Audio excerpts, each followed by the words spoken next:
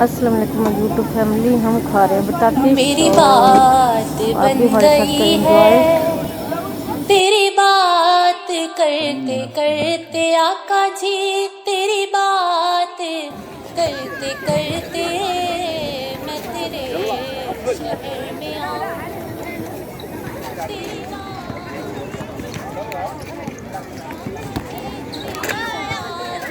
तेरी नात पढ़ते पढ़ते मैं तेरे शहर में आऊं। किसी चीज की तलब है ना ही आरज़ू कोई है, किसी चीज की तलब है ना ही। औज़ुबिल्लाहिमिनश्शैतानिर्रजीम बिस्मिल्लाहिर्रहमानिर्रहीम। Welcome my YouTube family. और हम आए हैं इस वक्त पार्क में और बहुत ही प्यारी सी हवा चल रही है पार्क में और मौसम बहुत अच्छा है। तो हम बोर हो रहे थे तो हमने सोचा क्यों ना पार्क जाएं थोड़ी देर के लिए। तो ये है रौनक पार्क की, तो मैं आपसे शेयर कर रही हूँ। तो माशाल्लाह से तो यहाँ पे ये जो आपको मैं एक चीज़ बताती चलूँ। यहाँ पे ये जो बल्ब लगे हुए हैं ना, आपको नज़र आ रहे हैं, ये मस्जिद और मदरसा है और ये बहुत से बल्ब लगे हुए हैं और ये फौतगी हुई है।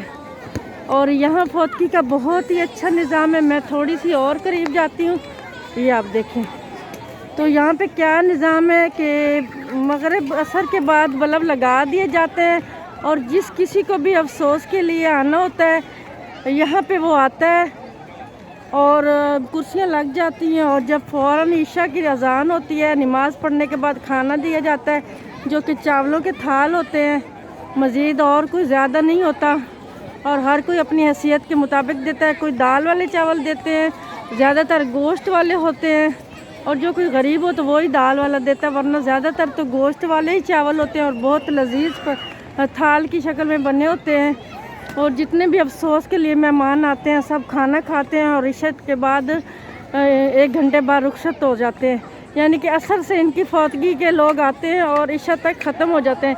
इसी तरह घरों में लेडीज़ का भी इंतज़ाम होता है और साथ में होता है कहवा खजूर, साथ में कहवा और खजूर भी दिया जाता है। जैसे ही चावल खा लिए जाते हैं यानी कि खाना, तो फिर दिया जाता है साथ में कहवा खजूर पेश की जाती है।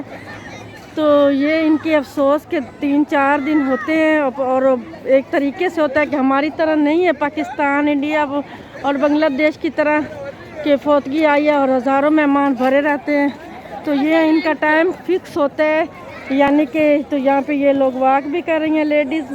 मौसम काफ़ी अच्छा है, इधर भी लोग काफ़ी बैठे हैं यहाँ पे। तो साथ में मैं ये भी आपको दिखाती चलूँ। और हमेशा जब भी कोई फौतगी होती है तो ये मस्जिद का अहाता है, ये मदरसा भी बना हुआ है और इस तरह जगह बनी हुई है।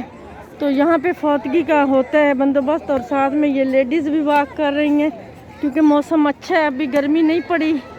तो पार्क का माहौल काफ़ी प्यारा होता है रोज़ डेली। यहाँ पे हदीस में है कि 3 दिन किसी मैयत का सोग होता है और हज़रत आयशा फरमाती है कि मेरे वालिद फ़ौत हुए तो मैंने 3 दिन सोग किया और चौथे दिन खुशबू मंगा के लगाई।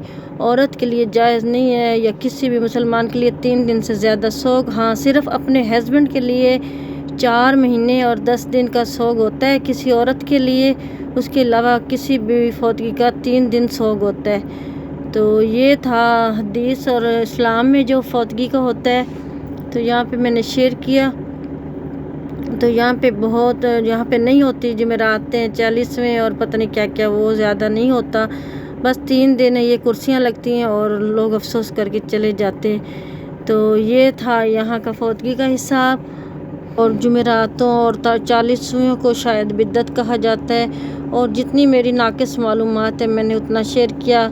अगर कुछ मेरे से चूक हो गई हो तो माफ़ी चाहती हूँ। मेरी बात बन गई है, तेरी बात करते करते आका जी, तेरी बात करते करते मैं तेरे शहर में आऊं।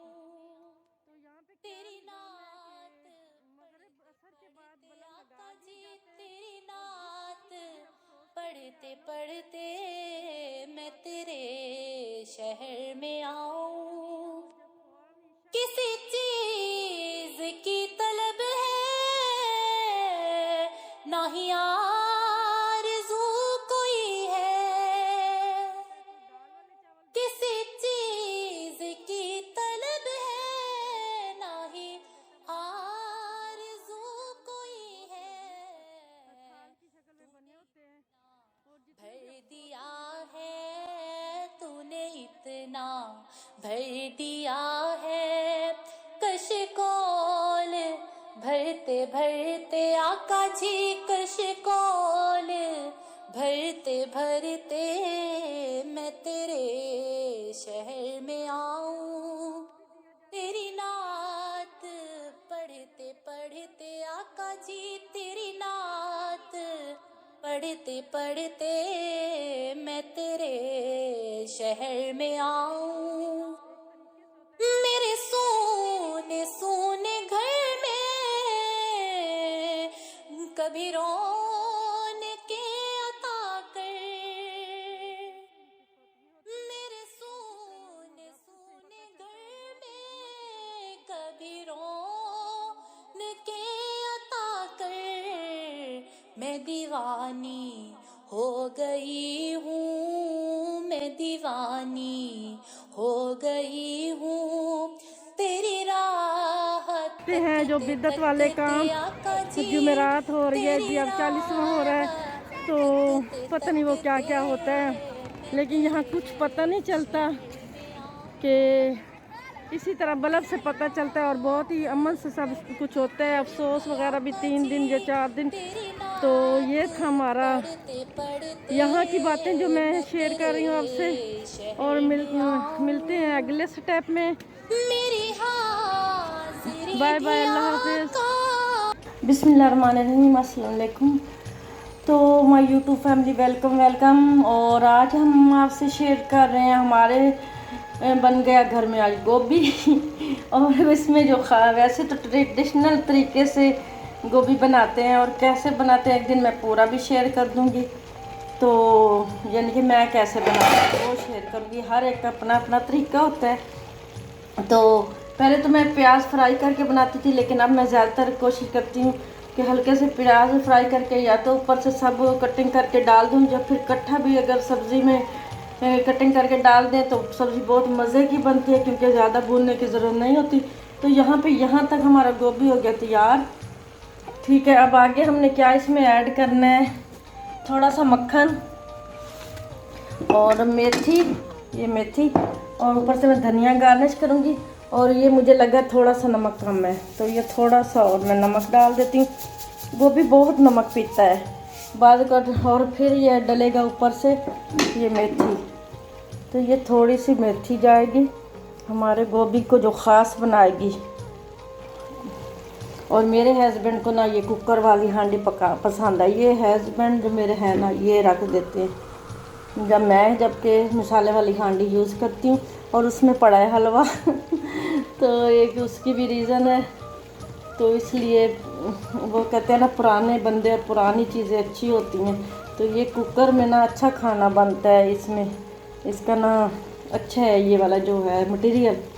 तो हम फिर बार बार ये भी रख देते हैं साथ साथ यूज़ में, साथ साथ मसाले वाले बर्तन भी यूज़ होते हैं। तो ये देखिए हमने मेथी भी ऐड कर दी, साथ में मक्खन में तोड़ के ऐड कर रही हूँ। तो बहुत ही अच्छा सा टेस्ट आ जाएगा माशाल्लाह मक्खन का, मज़े का। तो ये मैं कर रही हूँ, बहुत बड़ा टुकड़ा उतरा।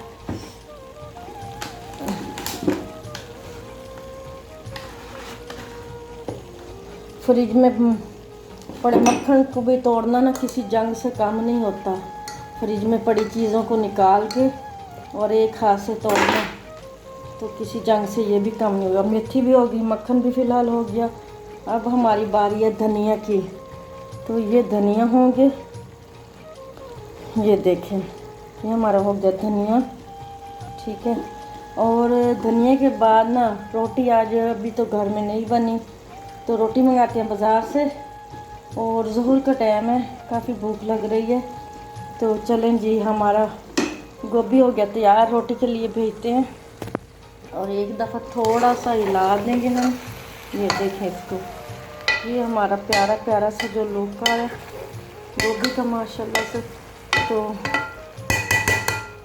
यहाँ पे हमारा गोभी का थोड़ा सा हिलाने के बाद इसको लगाएंगे ढक्कन और मिलते हैं अगले स्टेप में। माशाल्लाह हमारा गोभी तैयार हो गया माशाल्लाह से, बहुत प्यारी प्यारी खुशबू आ रही है, यमी यमी से लुक।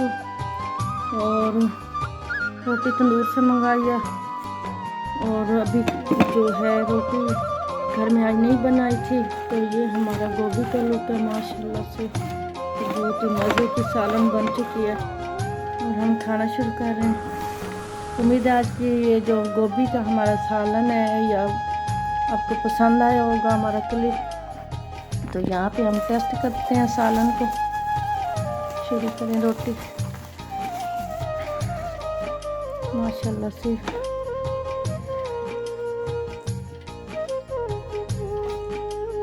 बहुत टेस्टी है, बहुत टेस्टी माशाल्लाह, गुड गुड।